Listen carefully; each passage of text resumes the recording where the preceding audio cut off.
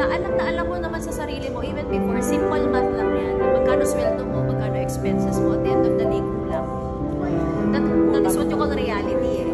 Diba? And once na pinresent pa yun sa'yo, sabi ko, hala, ito yung future ko. Nag-apply ako ng trabaho, ito. So, kumbaga na-open ka, pero nung nagsisimula ako, nung nag-join ako, part-time lang talaga yung naging mindset ko. Nag-apply pa rin ako ng work. Doon ko lang siya na-realize na ba't ako nag-a-apply para sa minimum na sweldo, eh kasama ko na, ay kumbaga member naman na ako dito. And one thing pa, nakita ko yung parents ko, papa ko nag-work, mama ko nag-work, hindi enough. Kailangan ng parents ko ng extra income. Nagbebenta, ng kung ano, frozen goods before, sasama pa niya ako, pag maniningil siya, kunwari, napadaan lang kami, yung liblib na doon, lugar. So, napadaan lang, pero ang purpose talaga niya maningil. So, at the same time, meron kaming bilyaran, yan yung nasi-share ko rin eh, make sure meron kaming tindahan, meron kaming arcade, napakarami naming extra. Kaya sabi ko, ako yung tao na hindi ako magre-risk mag-abroad. Kasi, mahina loob ko. Sabi ko, paano ba nagkapamilya na ako? Mama ko nga eh, nag-abroad na. Lagi ko pa naririnig na wala kaming pera. Nasa abroad na yun. Nasa abroad na siya. Paano pero wala pa rin. Ulam pa rin. Ulam pa rin. Kumbaga nung nandito si Mami sa Pinas, naririnig ko na wala kaming pera. Nag-abroad na siya, wala pa rin kaming pera. Parehas lang. Kahit nasa abroad, ulam. Kaya sabi ko, kailangan ko talaga mag-business. Kumbaga nakita ko na rin eh, sa parents ko, para mag-survive kami, kailangan ng additional. Kaya nung nakita ko yun, sabi ko, okay, pwede ko itong gawin on the side. Hanggang sa, yun nga, kaka-attend ko rin ang training, mas lumalim ako, mas naintindihan ko siya. Kaya sabi ko, wala, todo ko na. Ay, nung nag-decide ako mag-full time, buti na lang talaga, blessing in disguise yung pag-game mahihain ko. Kasi kung na-apply, na-tanggap ako sa work, hindi ako hataw. Ako yung taong go with the flow. Diba? Ako sa kadalhin. Kasi go with the flow eh. Dahil dito ko nilagay, dito ako magpapumus, dito ako hahataw. Eh, wala na lang akong kakilala doon sa office eh. Ang nag-invite sa akin, hindi ko malala. Pagkatapos ko mag-join, hindi ko na siya nakita. Sino babalik ako doon? Diba? Tapos ang goal nyo ng mentor, weekly, dapat may income. Yes, nung nag-decide ako na mag-full time. Kasi nung part-time ako, ang mindset ko, ang schedule ko, Monday to Friday, apply ako ng trabaho. Tapos every weekend, hindi ako pwedeng hindi mag-i-invite. Kailangan weekend ko, business ko yun. Ilan po ini-invite nyo nung time na yun? Isa, dalawa, gano'n. Basta dapat may invite. Dapat may invite ako. Dapat, yung isa, dalawa na yun, dapat yun yung pumunta. Yes. So, kailangan meron ako. Tapos, sabi ko, tagal na wala pa akong trabaho Finocus ko yung pag-a-apply. Nung na-burnout ako sa pag-a-apply, kasi ito yung isang araw na syempre, message kayo ng mga classmate mo. Meron dito hiring, kailangan nila 10 na HR. Sabi ko, siguro naman matatanggap na tayo dyan, Tapos yung tinanong namin, isa lang pala talaga kailangan nila. Pinang-ads lang nila yon para maraming mag-apply. So yung classmate ko yung natanggap, kami lahat, hindi. Kaya nung tanda ko yung nasa bus ako pa-uwi, kasama ko yung kaklase. Sabi ko, ba't pa ako nagaganito? Mag-ano na lang ako, mag-full time na lang ako doon.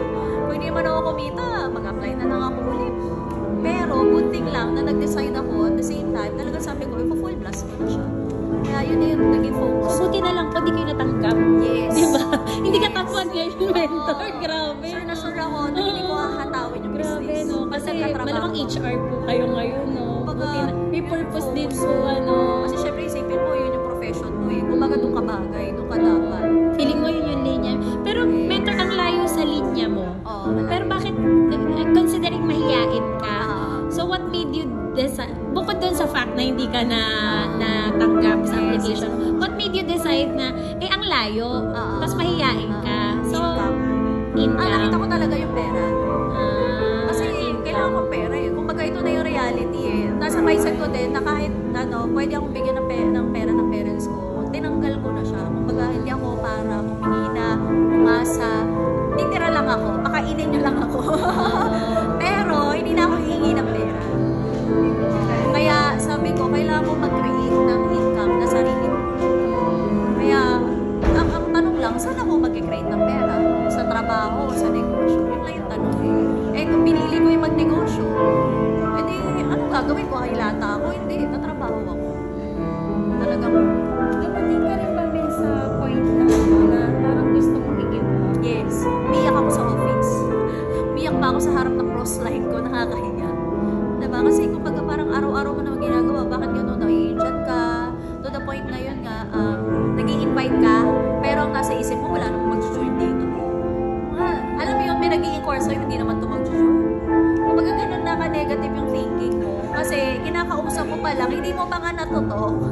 Ginajudge mo na, ganun ka-negative. Ayun. So, kailangan minsan pag, ano rin natin tanggalin din natin. Kasi kung nasa isip pa lang natin dito mag-join, effort pa lang, hindi mo na ito todo. Kasi ginudge mo na agad. Inquire lang. Kung pagka nasanay ka na, inquire ng inquire, wala namang nangyayari. Tok ka ng tok, di naman nag-join. Diba? Ano yung mentor yung yung talagang bumuhay sa dugo mo na, ay hindi. Yung parang, ay hindi ako titigil. Kasi eto na yun. Paano mo naramdaman yung yung turning point. Turning point. Tamad lang talaga ako. Kasi iniisip ko pa lang Alam mo, iniisip ko pa lang, sige, huwag kong gawin to, mag-apply ako ng trabaho. Unang-unang gigising ko na maaga. Ayaw ko gumigising na umaga. Dati pag pasok ko 7:30 sa PUP, lagi ako late. Kasi laging late ako gumising. Simula pa lang nung high school, alam mo, ang bait-bait ko estudyante, na-o-office ako. Dahil late ako. Sabi ko, bakit ako nandito? Akala ko man pumunta dito yung mga bulakbol, masaway, bakit ako nandito? Yung tanong. Tapos nung nandun yung office, yung OPD, alam mo yung Office of the Prefect of Discipline. Ayan. Sabi, ano pangalan mo? Simula na, tulad ng kapatid mo. Yung kuya ko din kasi late din palagi.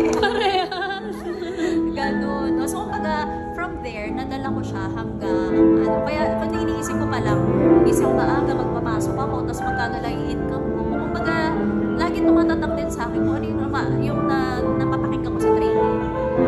Pero ma-attend na po talaga kayo ng training, no? So, nag-decide ako full-time, talagang laman ako, lagi talaga ako ng laman ng office. Every day. Hindi ako pwedeng wala sa office. Mentor, nung advice mo, kasi marami, kasi na-experience din naman, I remember sila mentor, yun din yung kwento, and marami din, no? Especially kapag nag-full-time ka, yung gusto mong umattend kasi wala kang budget. Diba? Ano pong ma-advise niyo sa gano'n? Kailangan gawa talaga ng paraan. Kasi kung pamasahe pa lang, hindi mo talaga magawa ng paraan. Yung mentor yung, yung gusto mong umattend, pero yung point na yun, laging merong mga kaganapan, laging may mga issue, laging may, hanas na dun sa day na kailangan pumunta ka this Friday sa office, pero ang daming ganap, ang daming nangyayari. Mo sa isip mo siya. Na kumbaga parang feeling mo nagiging pattern siya eh. Pupunta ako office, may mangyayari yan. Yung pang sinasabi ko, yung pinipreempt mo siya, na parang iniisip mo may mangyayari. Kaya pag may unti lang nangyari, ay ito na nga yun, hindi na ako makakapunta. Kumbaga ganun yung nangyayari eh. Na-attract ka. Oo, tanggalin mo siya. Anuin mo yung mga negative thoughts mo. Kasi iisipin mo na yun yung sign, yun yung nangyayari na nagiging pattern na may mangyari lang ng konti. Ito na yun. Pinipigilan ako mag-IM, pinipigilan ako mag-office. Kung gusto mo, tuloy mo. Kasi hindi mo alam kung ano yung pwede mangyari sa'yo pagpunta ka ng office. Kasi ako before, na-Indian ako. Everyday kailangan may invite ako. Pero pag na-Indian ako, ang lagi kong iniisip every time umuwi ako, ano yung natutunan kong bago? Yun yung laging tumatatak sa isip ko. Kaya na-Indian ako. Pero at least, maganda akong training, may natutunan ako. At least may nakausap akong cross-line. May binigay siya sa akin tip. Kaya hindi pwede pagpunta mo office ay ka-productive. Ganda, magtanong ka, approach ka ng mentors. Nandiyan sila mentor range mo, di ba? Tabihan mo na silang tabihan, magtanong ka na magtanong. O hindi, kung sinong mentor, di ba? Create ka ng bagong kaibigan. Diba? Kasi mga ko rin, mga ka-close ko rin before, mga cross-line ko din. Under ng big time, mga cross-line. Natututo ako sa kanila. Basta lagi mo isipin, dapat productive ka sa business mo everyday. Kasi kung hindi, sayang. Sayang yung oras. 5-year plan. Ilan lang yun eh. Ilang araw lang yun. Every Sunday pa, mostly, hindi naman tayo mahataw. Family day. So ano yung 365 mo? Bawas na agad yun. Kung everyday ka pa, hindi ka pa productive, wala na yun. May trabaho ka pa, hindi ka na naman productive. Ang liit na talaga. Kaya mas stretch yung 5 years. Baka may nagtatanong, Mens, bakit 5 years na wala pa rin? Kasi hindi ka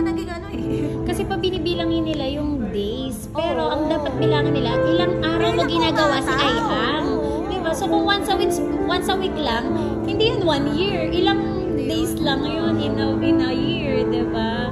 Ang bilang, kailan mo ginagawa si Aihang? Kasi yung iba po naiinip eh. Ano na ako, 1 year na ako, wala pa na yan eh, diba? Eh, di mo naman ginagawa daily si Aihang, diba? Hindi yung member since eh. Kasi pwedeng member ka lang na eh. Oo, Literal. totoo.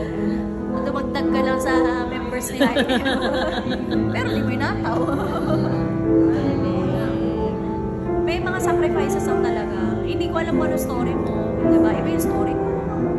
So may family ka. O yan, may family ka. Ako wala. Pero hindi ibig sabihin na wala akong family.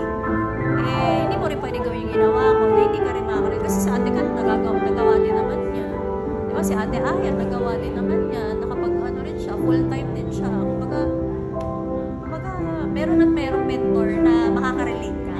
Hindi man sa akin, sa ibang mga mentors. Nagawa nila, kaya mo. Kung wala kang nakakagawa, ikaw ang gumawa. Hindi kailangan sa iba magsimula. Pwedeng ikaw. Ikaw magpatunay. Diba, Roger Bannister? Wala pang nakagawa, ako gagawa. Pero hindi ka talo dito pag umataw. Hindi ka talo. Hindi mo palang alam kung ano yung pwede mangyari sa'yo. Diba? Pero magtuloy-tuloy. Malay mo, diba? Kaya nag-uusap lang tayo next time. Pagkakita natin, naka-sports car ka na. Wow. Oh, coming from Mentor Me. Grabe yan. Kasi yung makita ko yung picture ko dati, hindi ko naman akalain na mangyayari sa akin to ngayon eh. Diba? Dati eh, wala naman nagpapapicture sa akin, wala naman nakakilala sa akin kasi parami lang ako sa office. Baga, hindi alam ng mga kasama ko din before na ganito yung mangyayari sa akin.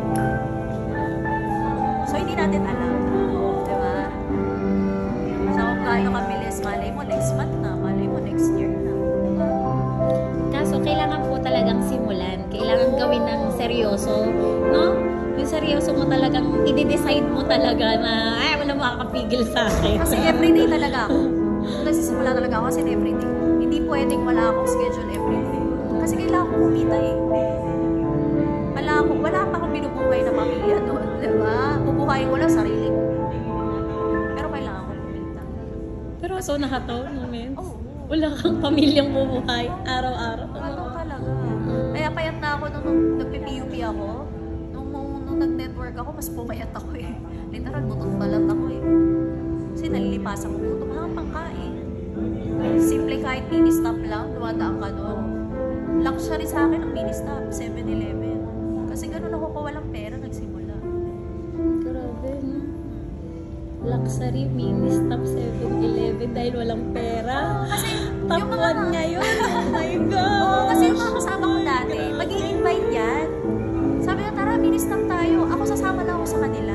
Kasi nabibili, ako tingin lang. Kasi sabi ko, bibili ako dito. Yung pangkasahe ko na lang yung sa susunod kasi, diba? Alam mo, kailangan may panghataw So, o pang kumbaga flyers po ko na yung lang. pera, pang pamasahe, Oo. pang flyers, hindi na pang kain. Hindi na makain.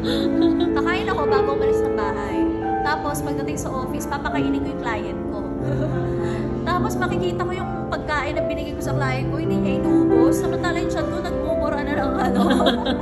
Pagpapretend ka, Acid. kumain na po ako, nakakain na ako, Oo. pagpapretend ka, no? Sabi niya, gusto mo may sa'yo na lang. Hindi ako na, busog ako. Pero deep inside, no? Ganun na yung chan ko eh. Tapos ano, sa bahay na ako kakain pagkatapos yung lahat. Kumbaga nasanay lang ako ng ganun. Alam ko na, temporary lang yun. Tsaka hindi ko iniisip, hindi ko nakakawan yung sarili ko time na yun. Siguro konti, di ba? Pero hindi ako nakafocus ko. Ang nakafocus ko, yung activity ko. Everyday. In short, walang drama. Si Mentor Me. Basta kailangan hahataw siya. Yun ang Hindi naman ako niya. madrama. Walang kasi, walang ano, walang ganito. Walang kasi-kasi. May sukay din naman ako. Kumbaga hindi ako perfect, di ba? Pero, alam ko lang yung dapat kong gawin. Kasi, being yes din, kumbaga yes ka ng yes eh. Di ba? Ano ka, agreeable ka, yes po, okay po, yes po. Wala lahat din, inuuhan mo din. Training, okay po. So, training ka, Mentor, kahit nung wala ka pang grupo, training lang. Training Nung part Kahit part-time walang ako, income? nung part-time ako, hindi ako nagte-training, pati kasulong. Sabi ko, ano po, wala ko namumuwi. Pero samantalang nag-aaral ako, kakasayaw ko, inuumaga ako, madaling araw. Pero sa training, walang Pero wala akong oras. kasi doon. Ah. Pero nung training, bigla nagkaka-reason nga na.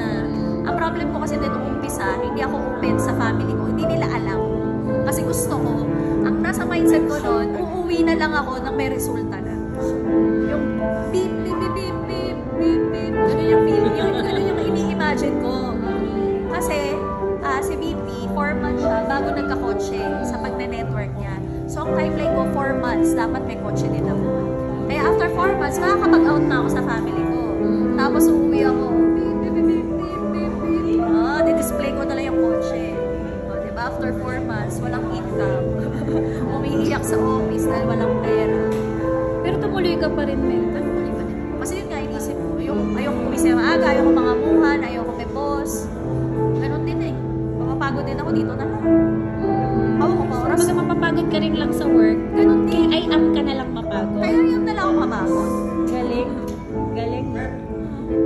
Ganon din eh. One minds. Ay, busy na tao ng Galing. Oo, may sila. Wala. Galing. Grabe po. Swerte nyo, apply nyo si Bong